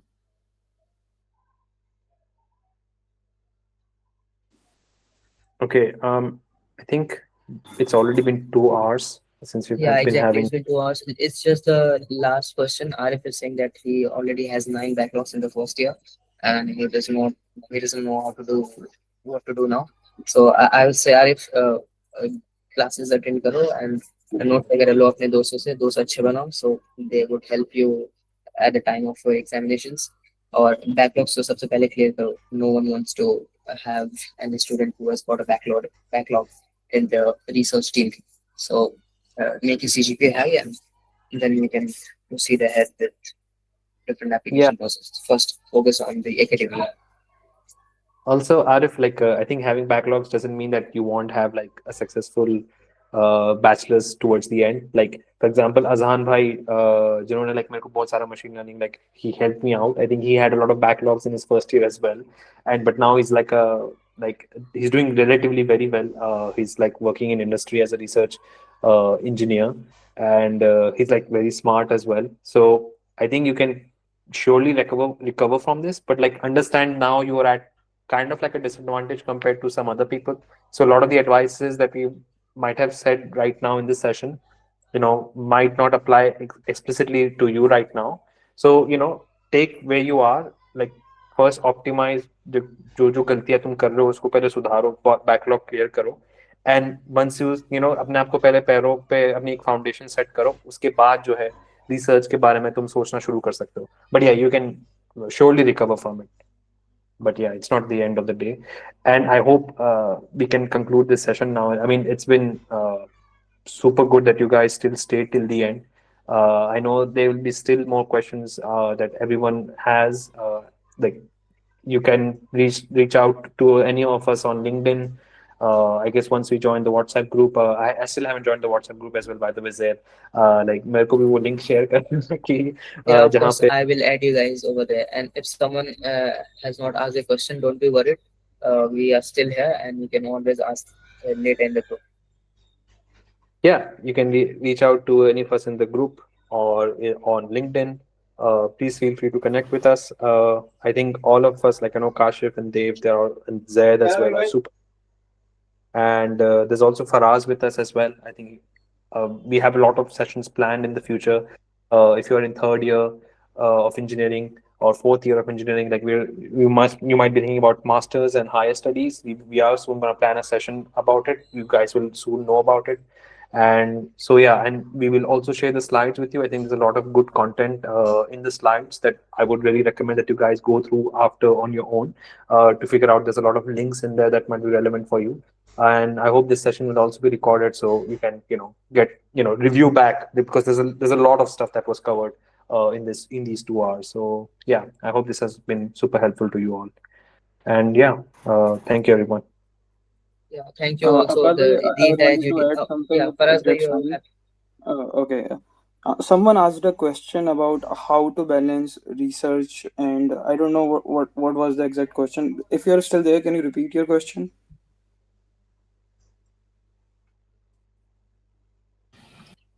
Yeah, so basically, I was asking like if, like in a cold main situation, if we have a very well-defined technical idea of ourselves that overlaps like partially with what the professor has done previously.